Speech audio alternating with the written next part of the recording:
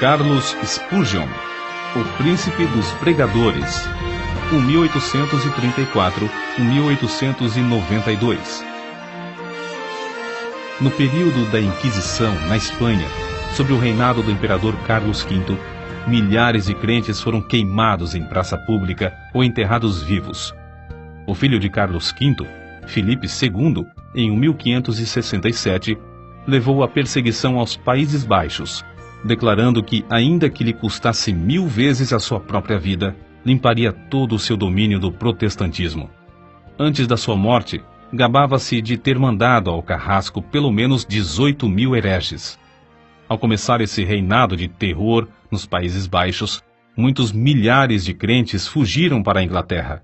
Entre os que escaparam do concílio de sangue, encontrava-se a família Spurgeon.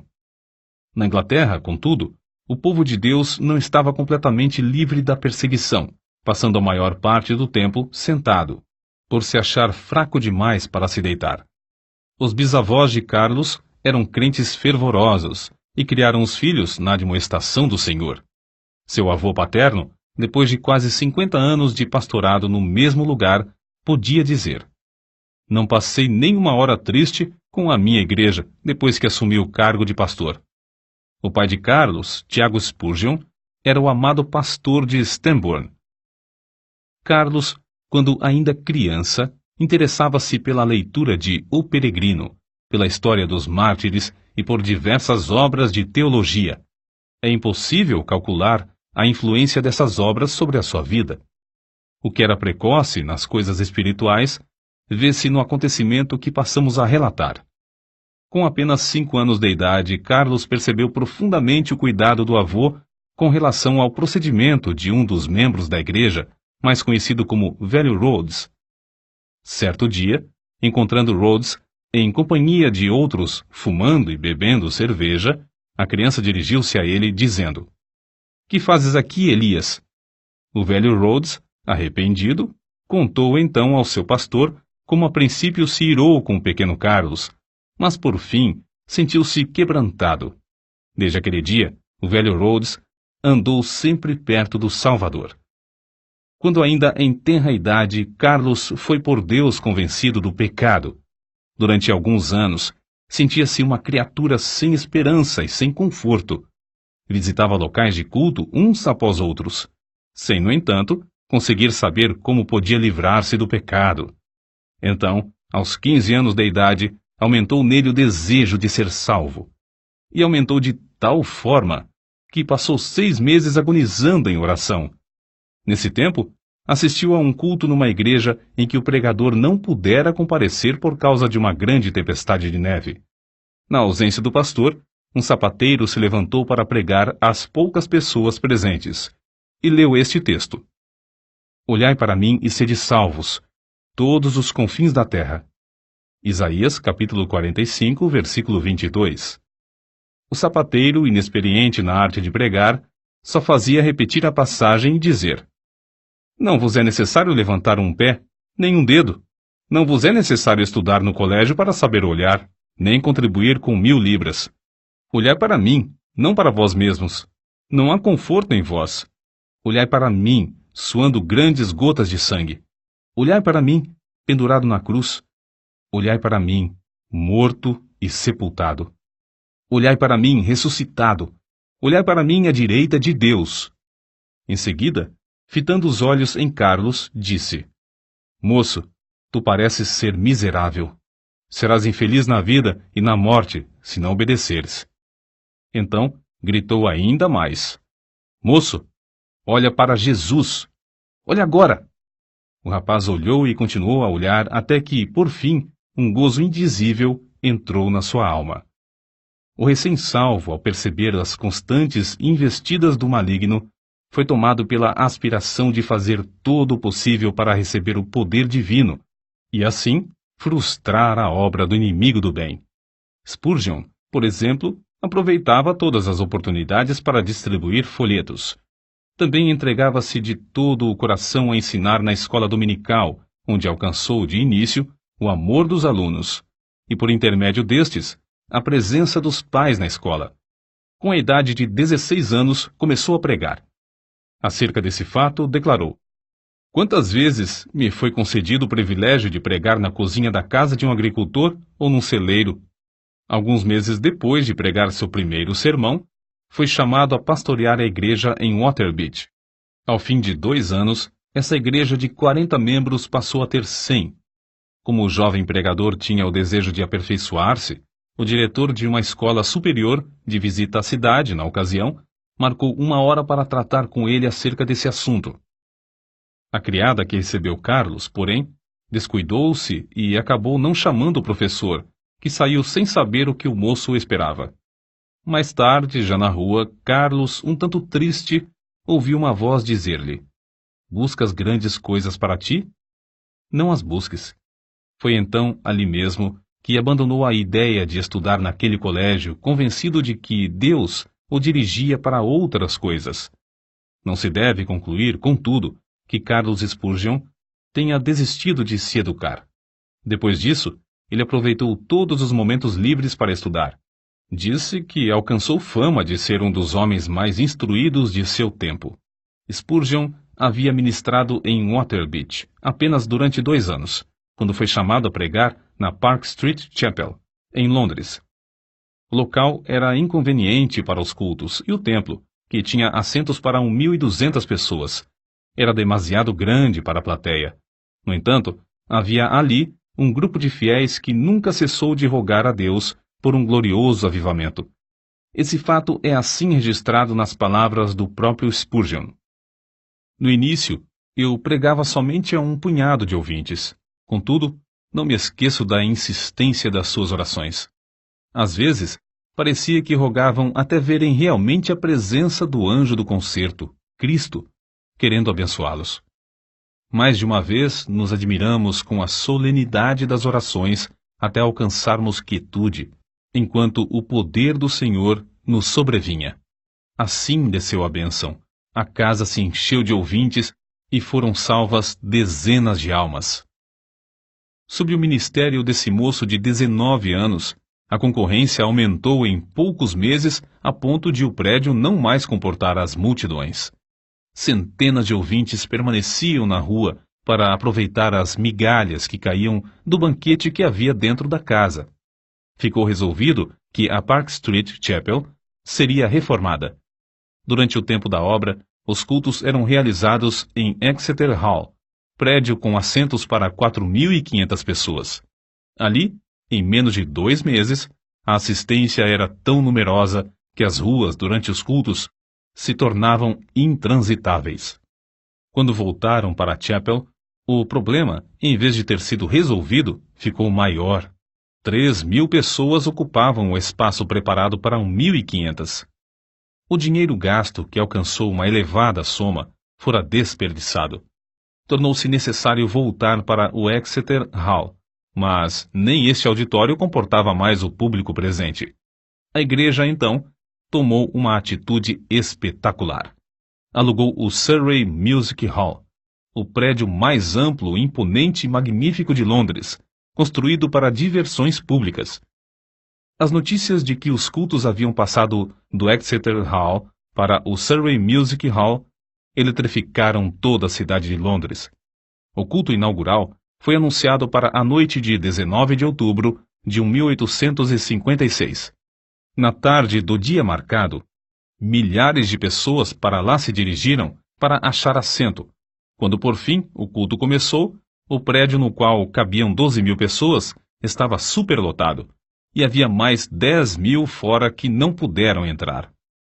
No primeiro culto no Surrey Music Hall, notaram-se vestígios da perseguição que Spurgeon teria de encarar.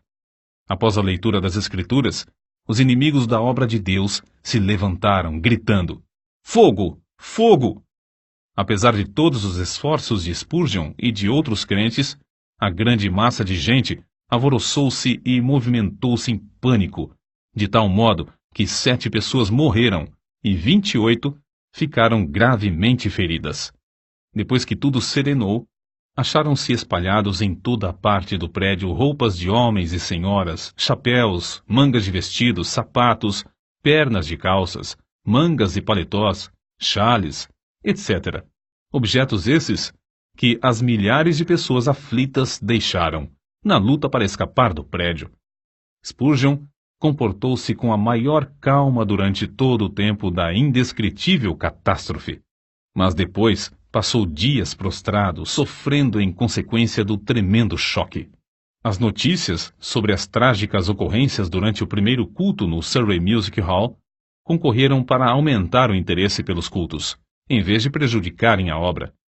De um dia para outro, Spurgeon, o herói do sul de Londres, tornou-se um vulto de projeção mundial.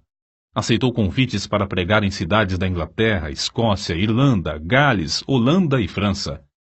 Pregava ao ar livre e nos maiores edifícios, em média 8 a 12 vezes por semana. Nesse tempo, quando ainda moço, revelou como conseguia entender nas Escrituras os textos difíceis, isto é, simplesmente pedia a Deus: ó Senhor, mostra-me o sentido deste trecho. E acrescentou: é maravilhoso como o texto, duro como a pederneira, emite faíscas quando batido com o aço da oração. Quando mais velho, disse: orar acerca das Escrituras é como pisar uvas no lagar, trilhar trigo na eira ou extrair ouro do minério. Acerca da vida familiar, Susana, a esposa de Spurgeon, assim escreveu: fazíamos culto doméstico, quer hospedados em um rancho nas serras, quer num suntuoso quarto de hotel na cidade. E a bendita presença de Cristo, que muitos crentes dizem impossível alcançar, era para ele a atmosfera natural. Ele vivia e respirava nele. Antes de iniciar a construção do famoso templo em Londres, o Metropolitan Tabernacle, Spurgeon e alguns dos membros de sua igreja ajoelharam-se no terreno, entre as pilhas de materiais, e rogaram a Deus que não permitisse que trabalhador algum morresse ou ficasse ferido durante as obras. Deus respondeu maravilhosamente, não deixando acontecer qualquer acidente durante o tempo da construção do imponente edifício, que media 80 metros de comprimento, 28 de largura e 20 de altura. A igreja começou a edificar o tabernáculo com o alvo de liquidar todas as dívidas contraídas com a aquisição de materiais e pagar toda a mão de obra antes de findar a construção. Como de costume, pediram a Deus que os ajudasse a realizar esse desejo, e tudo foi pago antes do dia da inauguração.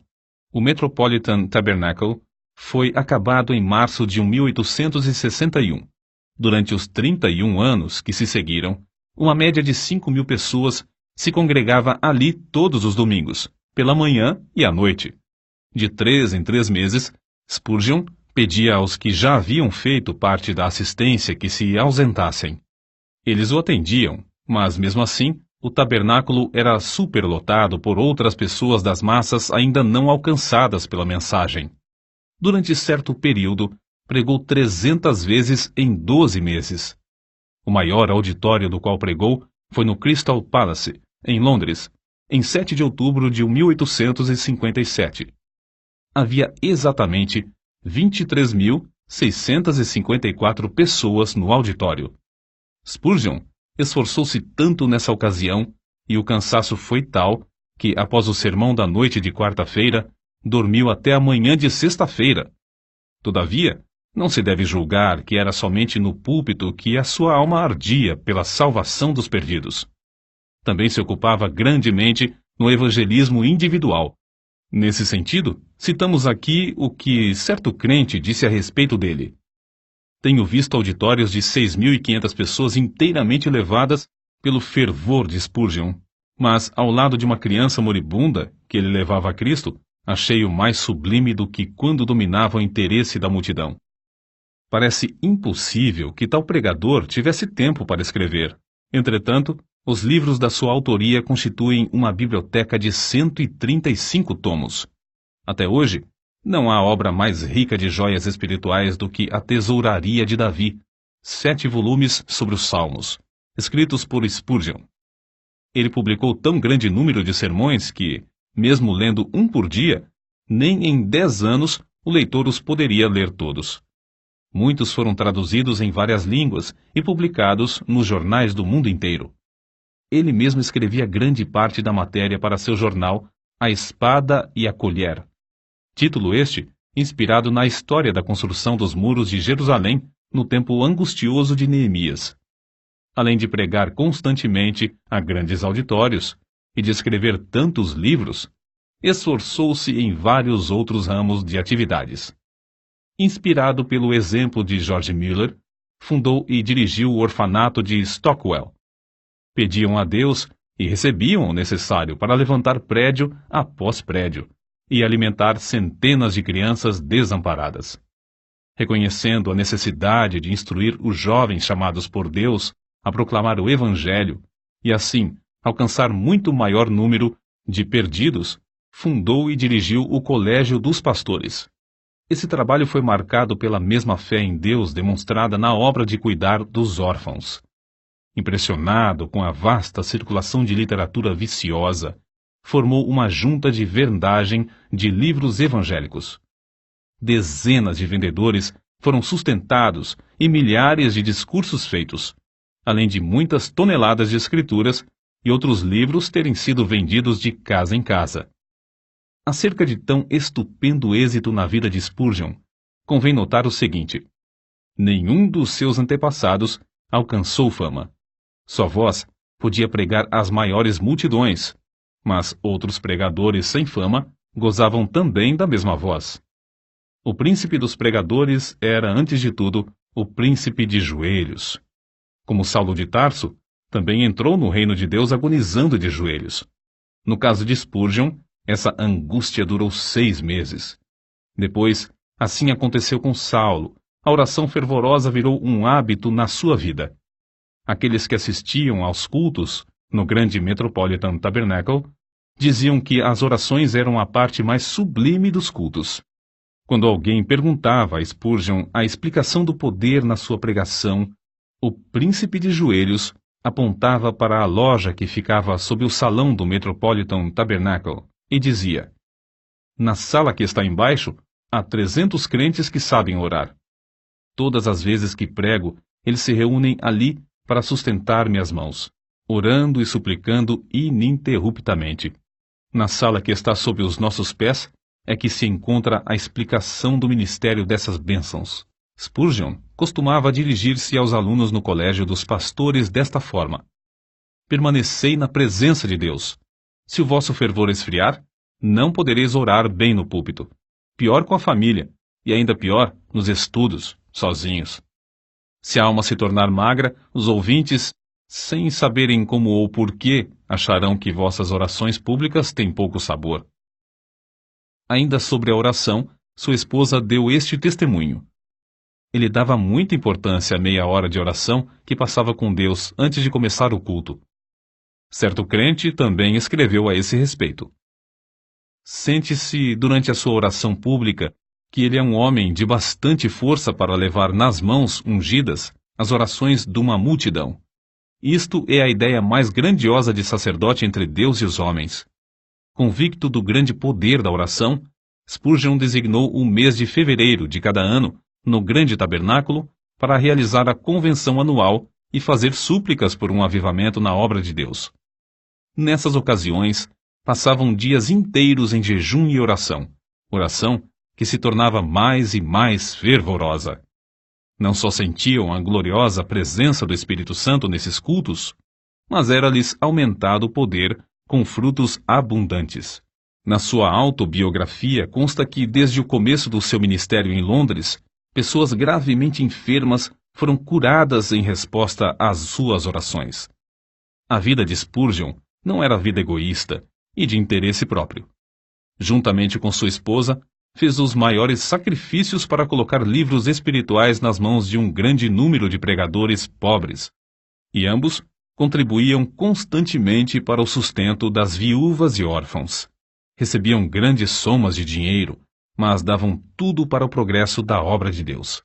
Não buscava fama, nem a honra de fundador de outra denominação, como muitos amigos esperavam.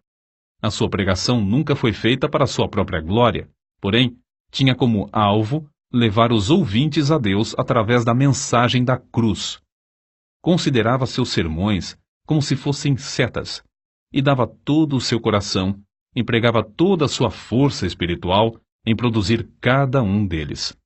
Pregava confiando no poder do Espírito Santo, empregando o que Deus lhe concedera para, abre aspas, matar, fecha aspas, o maior número de ouvintes. Charles Haddon Spurgeon recebia o fogo do céu estudando a Bíblia, horas a fio, em comunhão com Deus. Cristo era o segredo do seu poder. Cristo era o centro de tudo para ele. Sempre e unicamente Cristo. J. P. Freud disse: quando Spurgeon orava, parecia que Jesus estava em pé ao seu lado. As suas últimas palavras no leito de morte, dirigidas à sua esposa, foram: ó querida, tenho desfrutado um tempo muito glorioso com meu Senhor. Ela, ao ver, por fim, que seu marido passaria para o outro lado, caiu de joelhos e, com lágrimas, exclamou: ó bendito Senhor Jesus! Eu te agradeço o tesouro que me emprestaste no decurso destes anos. Agora, Senhor, dá-me força e direção durante todo o futuro. 6.000 pessoas assistiram ao culto do funeral. No caixão estava uma Bíblia aberta na passagem usada por Deus para convertê-lo. Olhai para mim e sede salvos, todos os confins da terra. O cortejo fúnebre passou entre centenas de milhares de pessoas postadas em pé nas calçadas. Os homens descobriam-se à passagem do cortejo e as mulheres choravam. O túmulo simples do célebre príncipe dos pregadores no cemitério de Norwood testifica a verdadeira grandeza da sua vida. Ali estão gravadas estas humildes palavras: aqui jaz o corpo de Charles Haddon Spurgeon, esperando o aparecimento do seu Senhor e Salvador, Jesus Cristo.